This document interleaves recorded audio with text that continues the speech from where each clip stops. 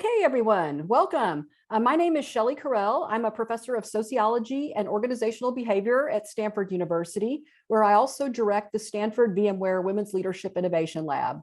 I'm going to be joined later on by my colleague, Carolyn Samard, who is the managing director at the lab. Hi, Carolyn, good to see you. And she's going to be help monitoring the Q&A as we go through the session. So our session today is called Building More Inclusive Teams During Times of Change. And we are certainly living, of course, through a massive time and change.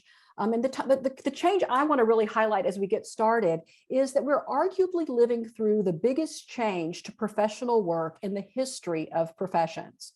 That is, since the start of professional work in the US, people primarily worked at work. They went to work.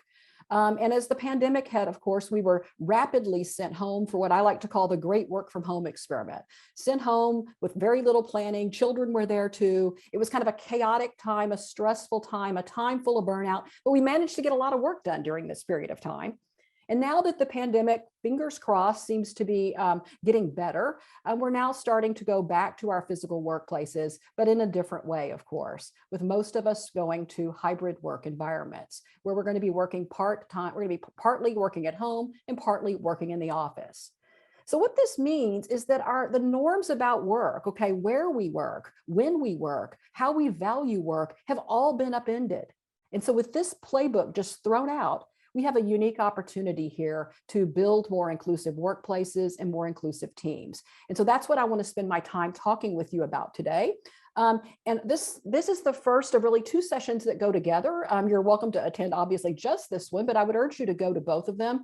Across these two sessions, what we're going to do, my colleagues and I, is provide you with some frameworks. We're going to provide you with some tools and some practice with designing more inclusive workplaces. I'm going to focus mainly on building more inclusive teams in this session and sort of lay the framework for both of the sessions. And then my colleagues, Lori McKenzie and Erica Contreras, will leave you through an interactive design exercise where you'll get some practice building more inclusive workplace practices. So with that, I want to just jump right into our session. The agenda today really is in three parts. I'm going to start off talking about what we know about teams in general. And one of those things is that under the right condition, diverse teams outperform more homogenous teams. And so I want to talk about when that occurs and why it occurs. Then we'll take just a short break for a question or two. And then we'll move on to the second topic, which addresses one of the fundamental problems with teams, and that is we very rarely collectively harness all of the talent on our teams. We bring people together because they have different expertises to contribute to our work, and yet we rarely hear from all those people. So how can we get beyond that effect? And then we'll take time for just a question or two. And then we'll move to the ending part where we bring all of this together to think about how we can create more inclusive teams at this unique moment where so much has been upended.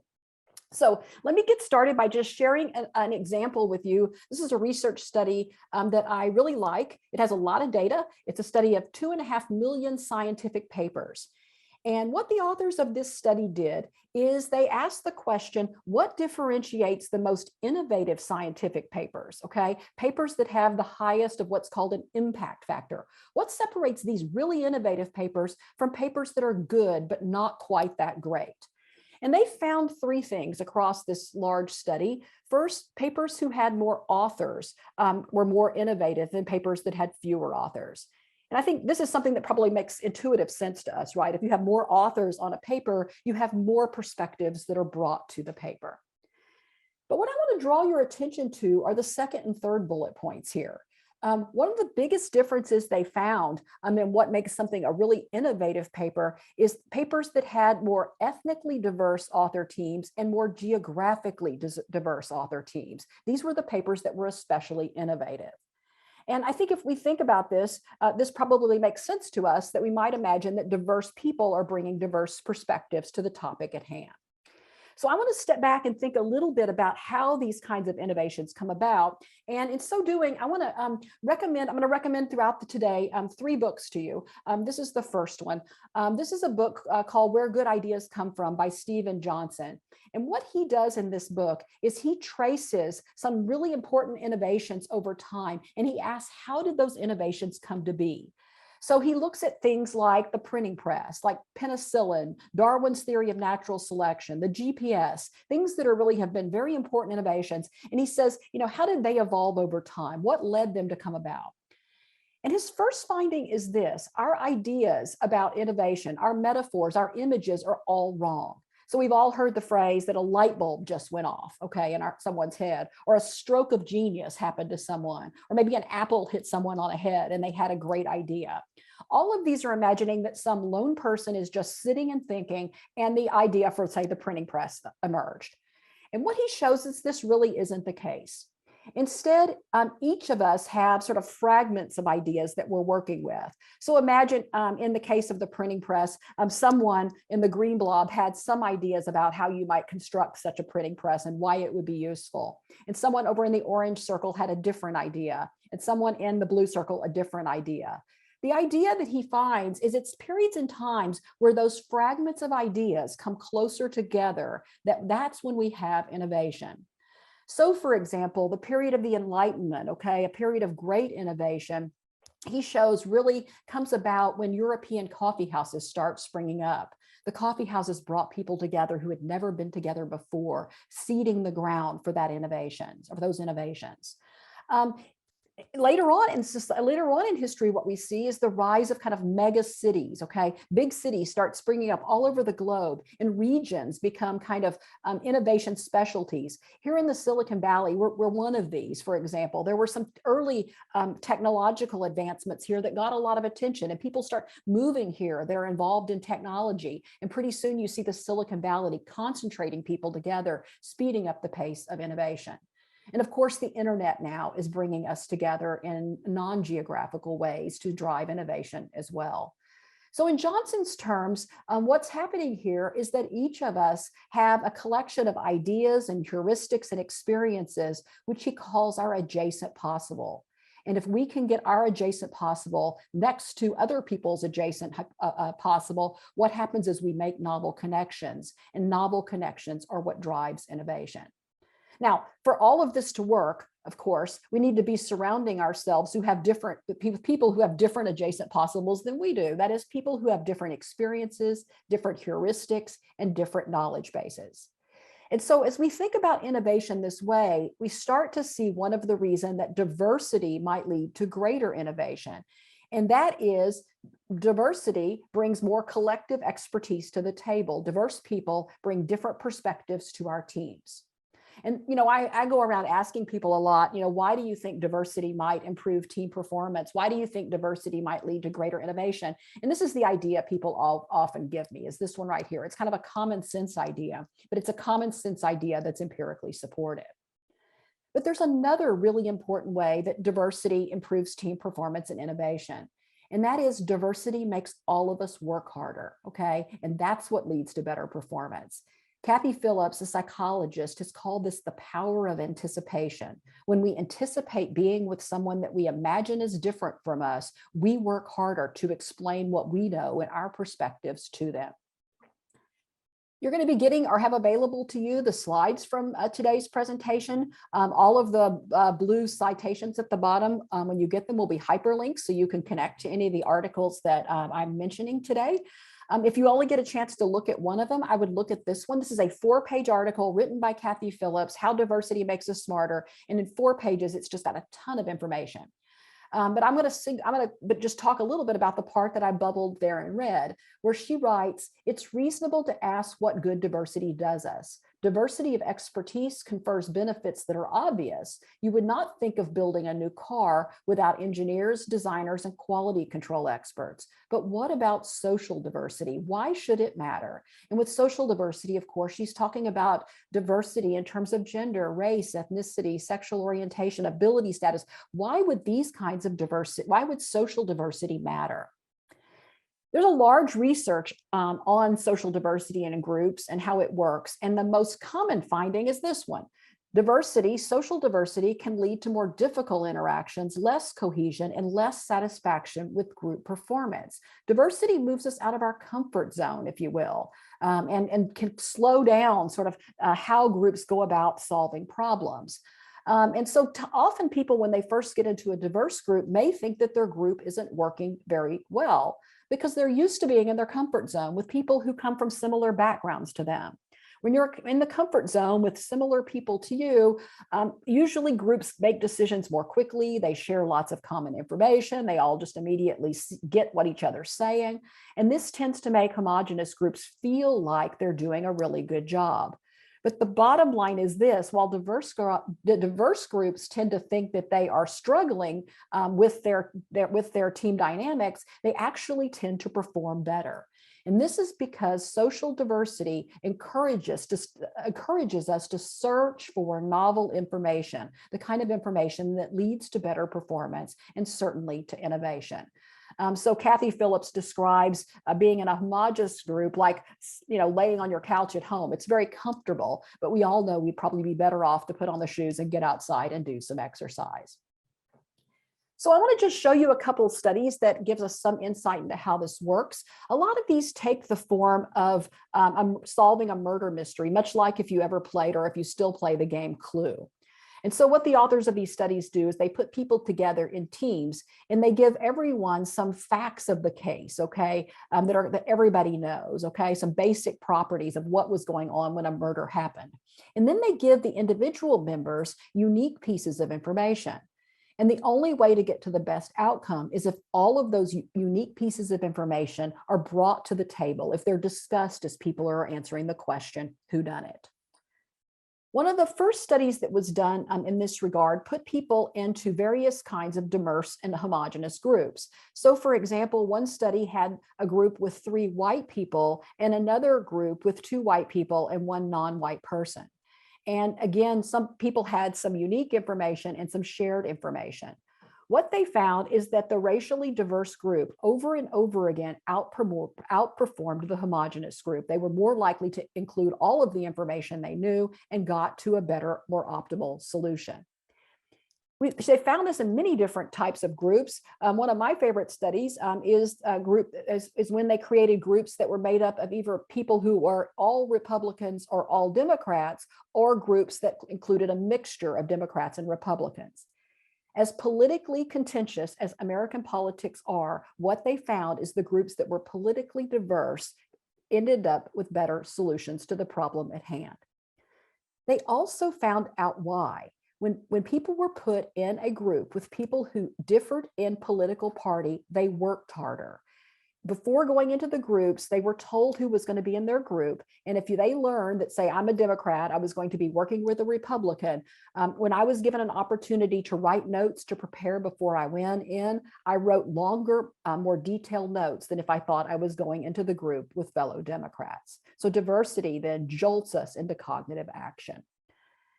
A final study I'll share with you comes from a study of juries, and they were interested here in whether racially diverse juries might differ in terms of how they litigated sexual assault cases compared to juries that were more racially homogenous. So they compared juries that were either all white or mostly white to those that were more racially or ethnically diverse. And what they found is that the diverse juries spent more time discussing the facts of the case. They recalled more facts of the case, they made fewer errors, and they were more likely to entertain the idea that race may have been a motivating factor. So they were literally working harder. So our goal as we think about designing effective teams is to manage the team dynamics so all of the collective talent on the team is harnessed. Or in Johnson's words, to capture the adjacent possible, or as is commonly said, to leverage diversity. So I want to, this is kind of the first part of the agenda where I've just kind of gone over the way that diversity affects team performance innovation. I want to just stop now, and Carolyn, and ask if there are any questions that have been raised that we would like to answer right now. We have time for 1 or 2 of them. Thanks so much, Shelley. And so far, there are no questions. So I will just take this quick time to invite you to share thoughts, reactions, ideas, and questions via the chat or the Q&A function. And then we will take a short break here in a moment, and we'll keep collecting those questions, and we'll also have time at the end. Thank you, Carolyn. Okay, so One of the problems with teams, so we've seen that, diverse teams bring lots of diverse perspectives to the table, but one of the biggest challenges in managing teams is teams fail to harness all of their talent. It is extremely rare that everyone on a team actually gets to fully bring their expertise to the table, which means that talent is being left behind. So I want to lay out why this happens and then spend a little time talking about how we can get beyond these barriers and really create teams that are high performing and innovative and inclusive of everyone who's on them.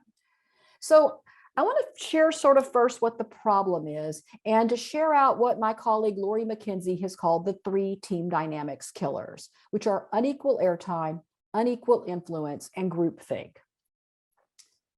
Unequal airtime, we'll start there. Research shows that in the average 8-person group, 3 people speak 67% of the time. That means the other 5 people are hardly ever being heard. And this comes about through a variety of dynamics. Sometimes in our work teams, we may have someone that we might call an airtime dominator. This is a person who takes up a lot of the air in the room, talks a lot, even when they don't have much to offer at times. They just simply repeat what other people are saying. So it sort of takes up a lot of the space, making it unavailable for others. Then there are other people who interrupt. Someone starts to try to have some airtime and they get interrupted by one of their teammates and are never allowed to kind of fully share their idea. And then there are the so-called silent experts. These are people who have important, relevant expertise, but for whatever reason, they don't share it while they're in a team meeting. And so I want to talk a little bit about this silent expert and why someone might be a silent expert and how our team dynamics might be kind of squelching their input. So there's all kinds of reasons why someone might not speak up when they are in a group. But one of the key reasons is if our teams lack psychological safety. So Amy Edmondson has defined psychological safety as a climate where people are comfortable sharing ideas, concerns, and mistakes without fear of retribution or embarrassment, and where they feel like their contributions will be heard. So if you feel like if you speak up and make a mistake, that's going to be remembered for a very long time. It's going to be bad for your career. You're probably not going to share the expertise you have. It just doesn't feel safe to do so. Likewise, if you feel like you share your expertise and no one pays attention to you, you're probably going to stop thinking it's worth it. And indeed, this last thing is a real problem. A Gallup survey in 2017 found that only 3 in 10 employees believe their opinions counted at work. So we've got to get to a point where people feel like and understand that we want to hear from them. So that's unequal airtime. I now want to briefly mention the second team dynamics killer, which is unequal influence. This is when a person offers a suggestion. So they're not a silent expert. They offer a suggestion in the team and it's just not taken up by the group. Okay. It's as if they hadn't really spoken. No one is listening to them. And what we know about unequal influence is it comes about because we tend to agree both with people who are more senior or higher status and to ignore more junior people or more lowest status people. So the hierarchy in an organization, if the team leader speaks up, people are more likely to pay attention to what that person said compared to if someone else lower down in the hierarchy had made the same suggestion. And then there's been about 50 years of research now, started at Stanford where I work, that shows that we also pay more attention to people who are from groups who have historically been represented in our organizations. So people who are white, people who are men, okay? People who are straight, for example, when they make a suggestion, it's more likely to be taken up by the group than if that same suggestion was made by someone who was a woman, a person of color, okay, and the like. So let me give you an example of this. This is a research paper by Melissa Thomas Hunt and Kathy Phillips. What they did is they created 4-person teams, and each team had 3 regular team members and 1 person that was an expert. And this person was made to be an expert by being given some unique information that no one else had. And they were also labeled as the expert to their team members. So the question is, do people listen to experts? What they found in the study is that people were more likely to listen to the expert in their group if that expert was a man compared to if that expert was a woman. And this happened even though men and women were the exact same experts. The men and women experts were given the same exact additional information. And men and women were just as likely to introduce that information in their teams. It was just that people were more likely to listen to men experts. As a consequence, team with men experts perform better than those with women experts. But notice it wasn't because the woman wasn't more expert, it was because people weren't listening to her expertise. There's a large body of literature that shows how gender and race affect who's listened to in teams, who has influence in teams. And I've included just 2 sites here that I think are especially good ones if you want to read up more on this. And what they find in this research is that women are more likely to be interrupted in teams. They're more likely to have their ideas ignored or attributed to others. That latter point is what we like to call the stolen idea. And this has happened, I think, to all of us at some period of time. You make a suggestion in a group and it's as if you just said nothing. I mean, nobody reacted to it. And a few minutes later, somebody else makes the same suggestion and they get credit for it. This happens to everyone at some point in their life, but it happens more to women than it does to men. Secondly, when the team's work is done and people are rating kind of how people contributed to the group task, what we find is that women are rated as less influential and having made fewer contributions to the team's work. Okay, so women's contributions are being undervalued, if you will. Gender, of course, intersects with race in terms of how this works out. We have fewer studies on the intersections of race and gender than I wish we had, but this one here compares how gender intersects with Black-white race and finds that compared to white men, white women, and Black men, Black women were the least likely in groups to actually be given credit for their ideas. And then finally, one more study that recently came out by some of my colleagues here at Stanford uncovers what they call a diversity innovation paradox in science. What they did is they analyzed 1.2 million doctoral dissertations that had been written in the United States. If you're getting your PhD in a field, it's expected that you'll make novel contributions. What they found is that that dissertations written by women and by people of color actually uncovered more novel ideas than did dissertations written by white people and women and so what they showed here is that diversity actually led to greater innovation. People who had historically been underrepresented at the university were writing more novel dissertations. But the paradox is this: those ideas were less likely to be picked up by the scientific community. People weren't drawing on those ideas to advance their own. So as a consequence, the innovation of women, the innovation of men of color were not leading to as big a gains in their careers as they were for white men. So this was bad. This was bad for women's careers. This was bad for people of color's careers, that their novel dissertations weren't leading them to get good faculty positions and the like. But it was also bad for science. If we aren't drawing on the best ideas that are out there, it's slowing down our scientific progress. Our final team dynamics killer that I want to mention is groupthink, okay? And what research shows is that we tend to stay in our comfort zone when we're in teams. We like to have smooth functioning, team dynamics where we get to solutions in a hurry. So one thing we tend to do is we spend more time talking about the information we share and spending less time talking about the unique pieces of information that we bring to the table. And this, of course, undermines innovation. So what can we do better? Okay, so what can we do better? These are the things that can get in the way. How can we get beyond these team dynamics killers? And I've listed 7 tips here for inclusive team dynamics. And some of these are things that you could do if you were running a meeting or if you were leading a team. But there are things that any of us here can do regardless of our status in the organization. One, if you're running the team, establishing and using ground rules is really important. So for example, a ground rule that I particularly like is I'm going to call on everyone and hear from everyone before I go to someone else for the second time, okay? Making clear that we want to hear from everybody.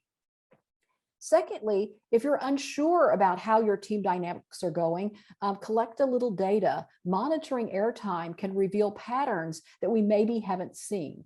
Sometimes we get so used to being in a group where some people never speak and some people speak all the time that we don't even notice it. So monitoring airtime and trying to see how far we are from having meetings that are truly involving everyone.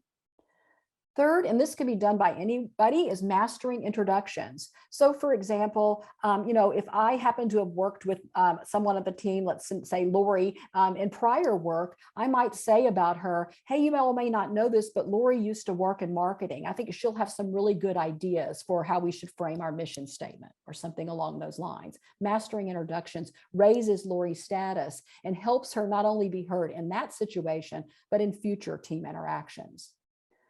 Fourth, soliciting input. If you've got some silent experts on your team, one thing to do is ask for their input.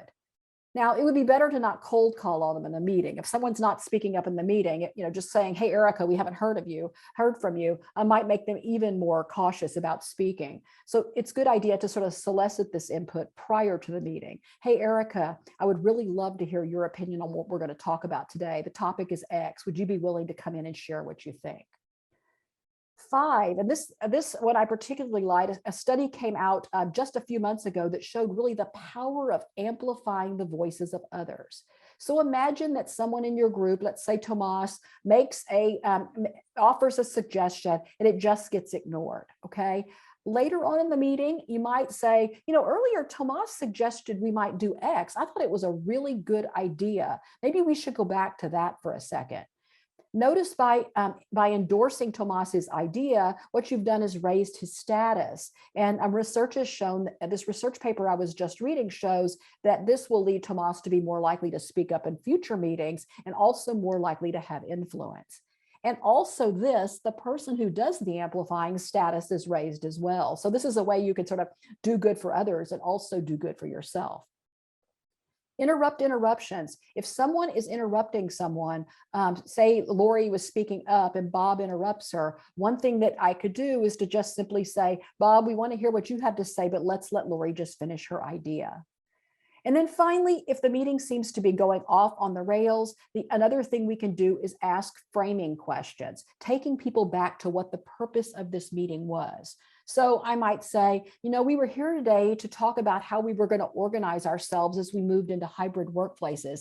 And I feel like we've kind of gotten off that topic. Could we return to it for a second?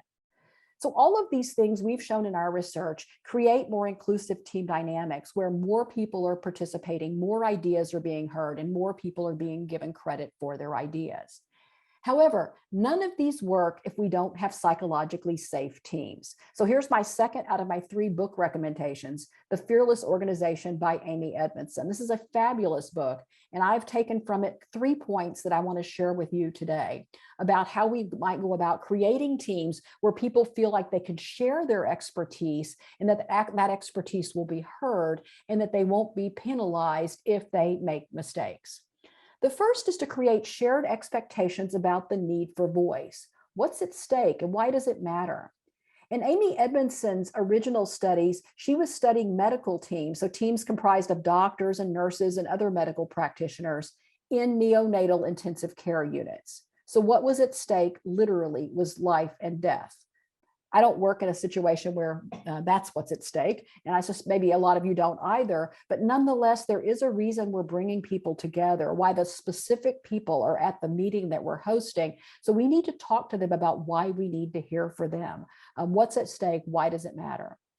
Secondly, we need to create confidence that input is welcome. And if you're a leader, this means leading with humility, okay? One thing that's really effective as a leader is to go in and say, we're working on how to design, for example, our hybrid work arrangement. I don't know what the best way forward is, so I need to hear from you. Admitting that you don't know everything as a leader can welcome input. Secondly, if you've made a mistake, just saying, I made a mistake and I need some help figuring out how to get past it, okay? So leading with humility. The second is creating forums for input. And this is especially important if your team doesn't feel like it has a psychologically safe environment, if people don't feel comfortable speaking up, creating an anonymous forum, maybe through a Google Doc or something like that, is a way of gaining input from people that don't yet feel like it's safe to share in the meeting. And then finally, creating an orientation around continuous learning. So when someone speaks up, listen to what they've said, acknowledge their contribution, and thank them. And we've certainly got to destigmatize failure. Psychological safety is crucially important. We find that in any organization, if you look across the teams, what you find is that some teams have psychological safety and some teams do not. And the best performing teams are those that have psychological safety. So this is a point that we really need to get to. So I want to stop here now before turning to our times of change segment and just see if we have any questions that we want to ask at this period of time. Carolyn, welcome back. Yeah, some great questions coming up, and they don't have easy answers because obviously team dynamics are nuanced and complex. But one interesting question that came up is the lack of safety on some teams that can make it difficult to intervene or call out exclusive behavior. So how do you show up as an ally if the team is not safe? And then the flip side of it is what to do about a team leader that says all the right things and makes it seem like your input and different ideas are valued, but at the end of the day, just never kind of incorporates divergent ideas and just goes and does their own thing in their narrow way. So tricky. Yes, yeah, thank you. Those are great questions, and they are challenging questions. I think as an ally, it's easier to be an ally. It's easier to do anything in a psychologically safe team, and it's harder to be an ally in a team that lacks psychological safety. But one thing I will say is that some of the tips for being an ally are really about kind of elevating the expertise of people who are not listened to. And there are ways that we can do that don't evoke a backlash in unsafe teams. So for example, if a person on your team, let's say a woman of color, is being interrupted when she's making a suggestion, it is to be able to say, just say, Bob, I'm eager to hear what you have to say, but can we please let Sally finish her suggestion, or please let Sally finish her comment, is still is a way of showing allyship, and it's not threatening, right? Because the norms of behavior are such that we should let someone finish speaking before we start talking. So I think when we get into some of the suggestions that are really just about kind of norms that are, even if people don't enact them, they know they should, like not interrupting people mid-sentence, I think there are spaces there to be an ally. The other thing I will say is sometimes you can do some of the work prior to coming into the team meeting, right? To go over and talk to the person who you think that you're trying to be an ally to, and say, give me a heads up what you want to talk about in this meeting, and I've got your back. I'll be there to kind of second your point and kind of make sure that it's being heard. So I think there is some space to exhibit allyship behaviors, even when teams lack psychological safety. And then the leader that says all the right things, but then does whatever they plan to do anyway, that's a very hard problem. And I don't know that it's one that can be solved within the team. But I do think for people in the organization that feel like they have some capacity to talk honestly with the leader, and I realize that's not everyone, to go and just say, I really appreciate that you're asking us for suggestions. I just wonder what's happening with these suggestions, or if we can share out with people the next meeting how you've taken their suggestions into account. This may not work. One thing about being a leader, right, is leaders can kind of get away with things that are maybe not ideal for team dynamics. But if there is someone on the team, and I would just say, who should be that person? When I was a brand new assistant professor, that wasn't going to be me. It would have been way too risky. Now that I am, kind of have been in my career long enough, I feel like I can be that person, and I don't mind sticking my nose in where it may seem like it doesn't belong, to give it a try at least. So if you've been around for a while and have built up some social capital in the organization, then you're more likely to be the person that should be and go talk to the leader, not your more junior colleagues. Thank you, Carolyn. So we'll have time for some more questions at the end. We want to now turn to the third part of our agenda, which is creating inclusive teams in times of change. So I led off our talk today talking about the big change that we're going through, where we're moving from the old way of working, which was fully in the office. We've been now fully working remote during shelter in place, and now we're moving into hybrid environments. So this is a big change and a great opportunity. I want to mention one other big change that we're living through right now, and then I'll kind of bring the two together. As everyone has heard, we're living during a period that's been called the Great Resignation, with millions of Americans leaving their jobs. And partly this is a result of the fact that we've been living through very hard times, and people have been working at home under often very stressful conditions. Children have been at home.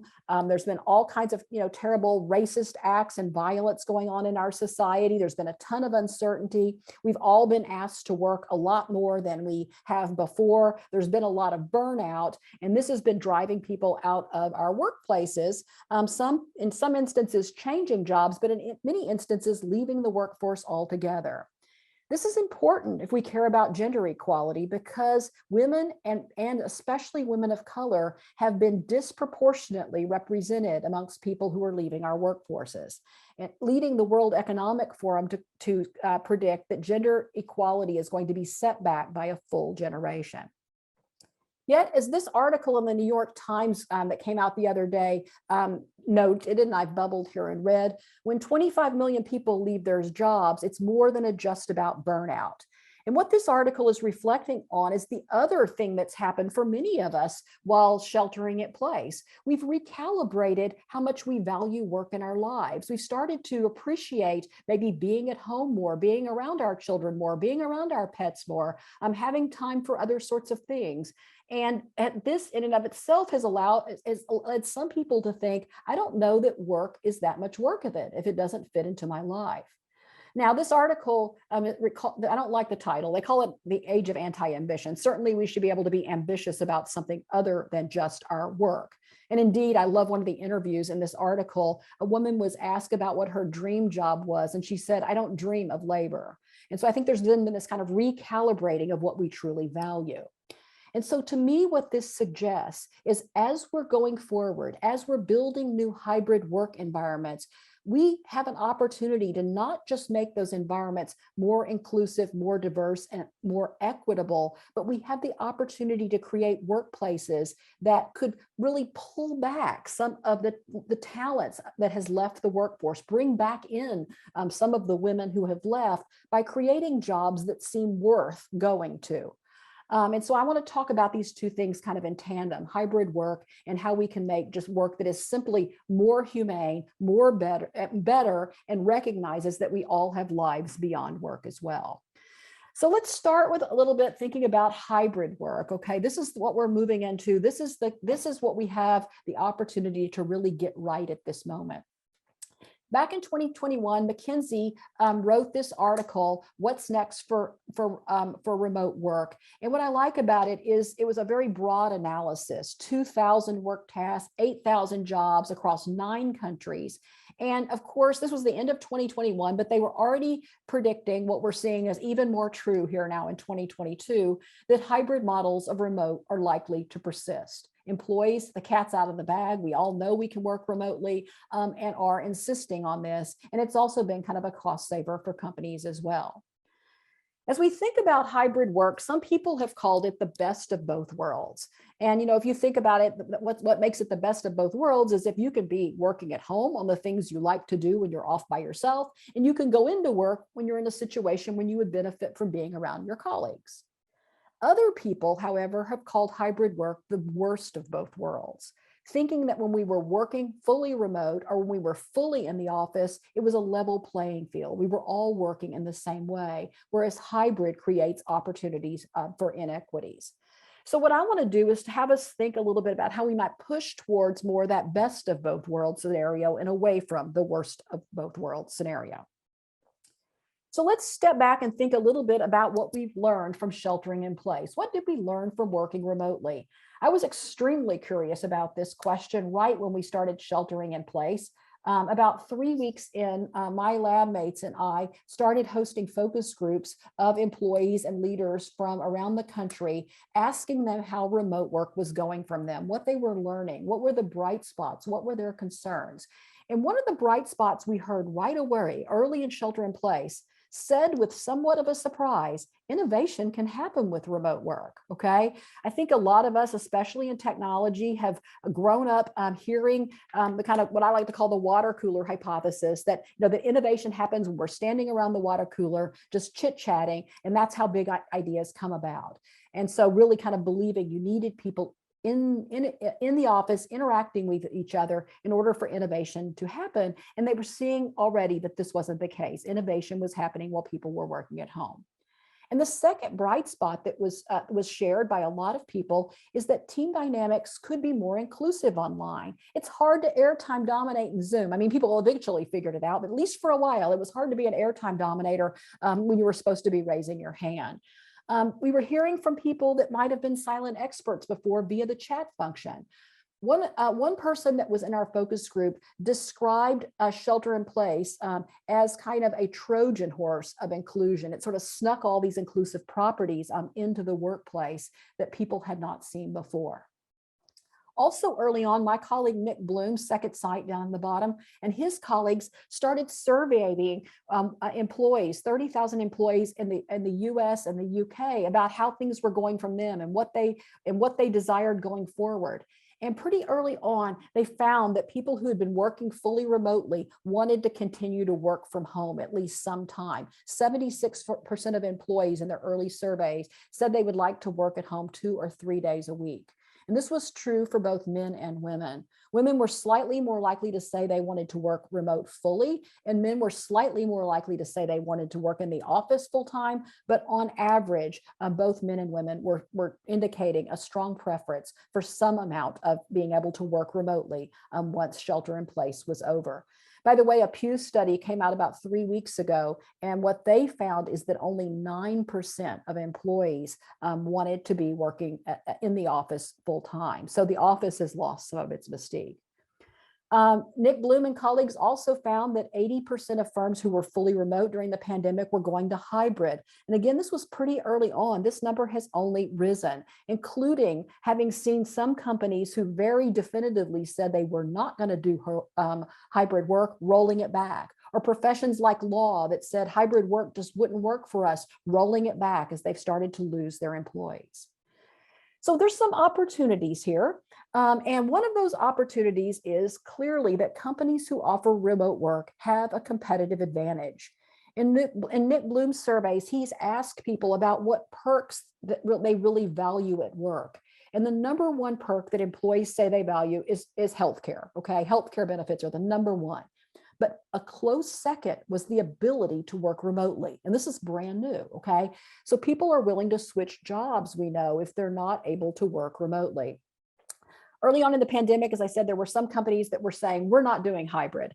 The most notable of those companies, or the biggest of those companies, was Amazon, who initially said that they had a strong office culture and that was going to be their competitive advantage. It didn't take but about 2 seconds for recruiters on LinkedIn to start trolling Amazon. Second guessing a return to the office, they said to Amazon employees, been more productive at home, enjoying moments with family and your loved ones. Would you like a more flexible working arrangement? Well, Zillow is hiring. So blatantly kind of taking advantage of the competitive advantage that remote work was giving people. Amazon, by the way, has rolled it back and is now, of course, offering hybrid work.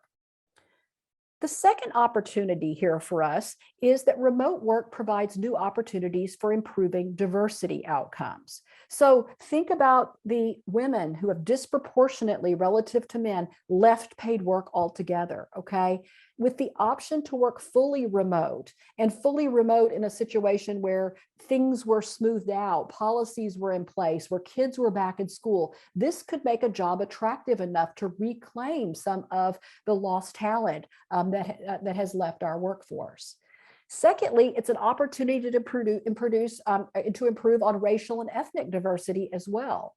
Companies who used to believe that innovation could only happen at corporate headquarters, and their corporate headquarters was located in a place that didn't have much racial and ethnic diversity, didn't have many ways to go.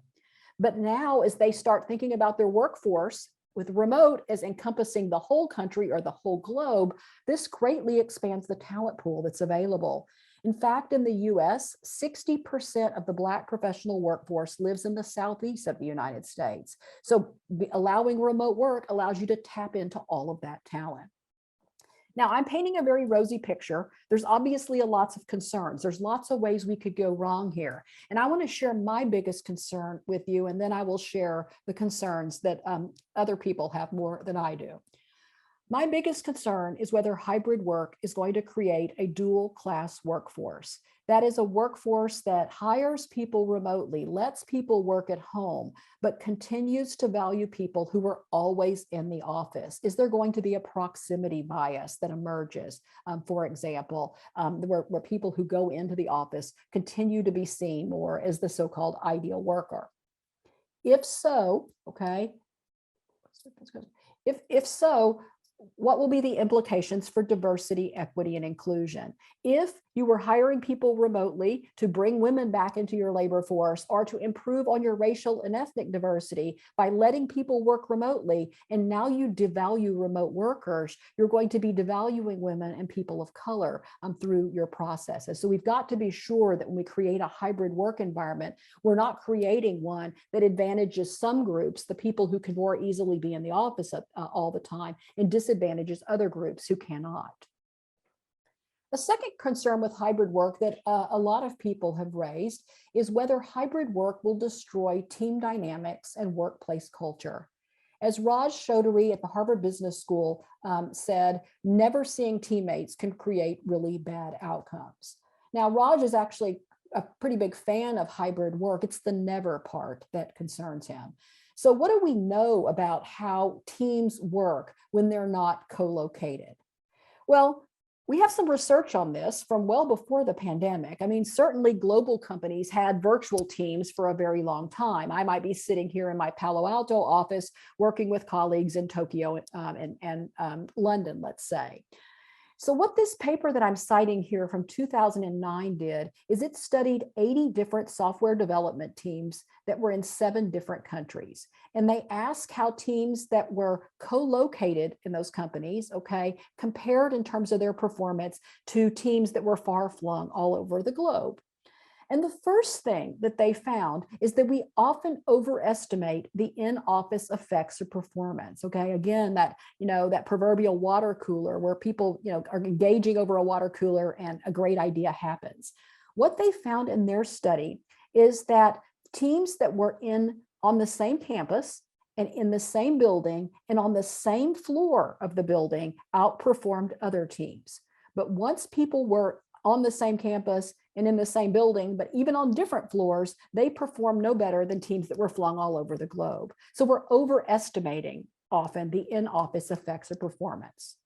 Secondly, what they show in this paper is that with effective team processes, virtual teams can repeatedly outperform co-located teams. And these are processes that involve good communication and a balance of task contribution. And yet, Raj Chaudhuri's right, we do need to be together at some point in time. Periodic face-to-face meetings are also important, but notice what they're important for. They're important for team identification and cohesion. They're not directly important for innovation. They're important for making us feel like we are a team. So bringing people together is a good thing to do periodically so people start to connect with their teammates. And this suggests to me that moving forward with hybrid work, we should be thinking about when we bring together people, what can we do at that time to be enhancing team identification and cohesion? So in general, as we move into hybrid work, some suggestions that I can offer involve starting by asking, I think, 2 really important questions. First, what is the optimal balance between in-office and remote work? Which leads us to ask a second question that people all too rarely ask when they are making these decisions. What do we really need to do in person? We can't fool people anymore. People have been working at home remotely, and they've been doing very good work, okay? They know that there are lots of things they can do at home. So we have to, at this point, explain to people what we need people to do in person, why we're asking them to be there. And again, I'm thinking about this team dynamic. I'm thinking about team identification and team cohesion. Getting people together at times is important if we're going to identify as a team, and identifying as a team is important for all kinds of other outcomes. So this means that scheduling is important, okay? And if we want to bring people together, if I come to work on Monday, Wednesday, Friday, and you're my teammate, you come on Tuesday, Thursday, we're never going to see each other. So this means that as we're scheduling when we're going to be at work, it's important to do this at the level of the team, okay? With teammates figuring out when they can all be together. It shouldn't be done by individuals, or else we're going to get the schedule I just told you about. Some people on Monday, Wednesday, Friday, some people on Tuesday, Thursday. And it shouldn't be done by leaders either. This sort of, you're going to be in an office 3 days a week and it's going to be Monday, Tuesday, and Thursday, is likely to be suboptimal for anyone. And if it doesn't work for people, there's lots of jobs out there that they could have instead. And we're going to have to be even more intentional now about running inclusive team meetings. With some people remote and some people in the office, we're now going to need to manage that new environment. That was easier on Zoom when we were all online, but now that it's going to be some people online, some people in the office, we're going to need to be more inclusive. And so I have here, I'm citing an article that I think has a lot of good tips for how to run inclusive hybrid meetings. And all of these tips, except for the first one, are in this article. The first one's mine. And that is, I think it's important to first ask ourselves, does this meeting need to happen at all? Okay. I mean, I think if there's one thing I've learned from the pandemic is there are meetings that I used to have that we don't have anymore that I didn't seem to need to have had because I'm doing just fine without it. Does the meeting need to happen? What's its purpose? Assuming it does, it's important to explicitly set expectations about equitable and inclusive participation at the start of a meeting, okay? Since hybrid is reasonably new, starting off a meeting by saying we want to hear from everybody, on Zoom and here in the office. So what I'm going to do perhaps is call on someone from Zoom, then someone from the office, and we're going to go back and forth to make sure everybody's voice is being heard, but setting those expectations. Encouraging participation through the video platform is important as well, giving people who are not in the office more opportunities to be able to participate. Monitoring airtime becomes even more important so that we don't forget about the people who are at home. Then there's a lot of points here that are really about being better prepared before entering the meeting to begin with. If you want to have an inclusive meeting, solicit input and do so ahead of time. Let people know what the topic is. Provide agendas and other meeting materials ahead of time and let people know what you want them to speak up on. And then, of course, very important to stick to the allotted meeting time. One thing we've noticed on our team, as some people are back in the office, is those of us who are back in the office are like chit-chatting with each other, and it just drags the meeting out. And people on Zoom are simply watching us chit-chatting. So as one of our teammates said, we've got like chit-chat in the room and chat on Zoom, and we need to bring the meetings together by sticking to the allotted time and being sure we're all communicating with each other. And then the final point in this article takes it's a different turn, if you will, but it's really important. And that is avoiding referring to someone's appearance or physical surroundings. In Zoom, when we first got on Zoom, it was really kind of cool to peer into people's lives, to see people's kids and pets and things like that. But now if we're doing that with only the people who are in Zoom, in some way, we're kind of creating a distinction between people who are at home, okay, versus people who are in the office. And what we're really trying to do is create a blended experience to the extent that we can. Okay, final book recommendation. This book is called The Captain Class, A New Theory of Leadership. And basically what the author of this book does is looks at sports teams who were, or dynasties. That is, they were able to win year after year after year after year, like the US national women's soccer team from 1996 to 1999, and ask, did leadership lead to that dynasty? And what he found was the owner of the team, the top leader, had no effect on which teams won year after year. Neither did the coach, the person who had authority to be able to run the team.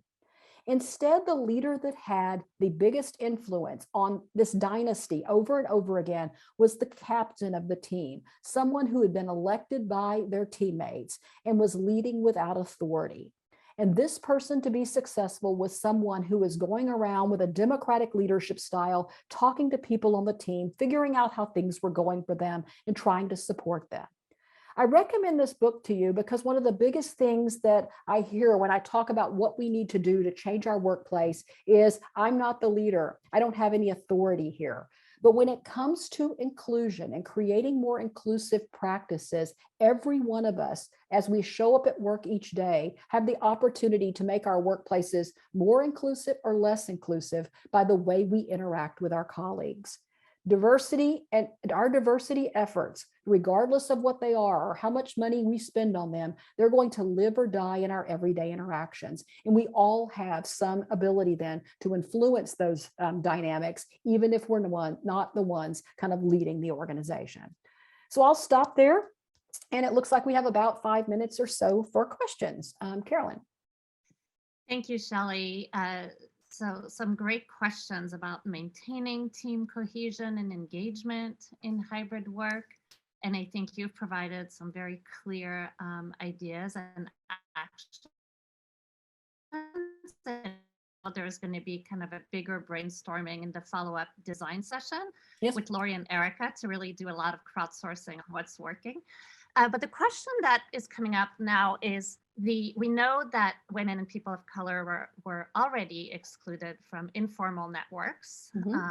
And I think, we've all been to meetings where we know that there was a meeting before the meeting that we weren't invited to, where kind of alignment and decisions were made. And then once we're in the meeting, it could be a little late to have been part of those informal conversations. So how should we think about the informal networks of influence? And what's your kind of, and this is a hard question, but like, what's the call for leadership kind of to, and for individuals to make sure that informal conversations don't become even more problematic in this hybrid work? Yeah, I mean, on the leader side, I mean, I think the big motivation should be here is that right now it's harder to retain and recruit talent. And to the extent that you have diversity, equity, and inclusion goals you care about, these informal networks are going to interfere with your ability to hire and retain that talent. On the individual side, it's always harder, right? How do you get invited to a party that you weren't invited to, becomes kind of the question. But I do think there's a unique moment right here to ask new questions. We are moving into a new arrangement for working. So, what I would encourage people to do is to reach out to someone in the organization that you think is part of that informal network and set up a conversation to talk about how they're thinking about how individuals should how they should be navigating that new hybrid environments. How should I get involved? How can I be sure that my voice is being heard? What can I do? And by just raising that question in the person's mind, what you're doing is putting yourself on their radar a bit. And this is a great, right now we have a great excuse to be asking lots of questions like this. Nobody has this figured out. So using those questions to show your commitment to work, your ability to want to be involved in decision-making, and to put yourself out in front of people, this is a great time to do so right now. Thank you so much, Shelley. That's a very helpful call to action. And thank you, everybody, for attending the session. And what we will do is all of this content is going to be shared, and we invite all of you to join the next session led by the lab with Lori McKenzie and Erica Gallegos-Contreras. And they will be leading all of you into a design exercise to crowdsource very concrete experiments that are going on right now as people are starting to figure this out and test out, so we can continue translating research into action. Thank you, Shelley. Thank you, Carolyn, and thank you all for being here.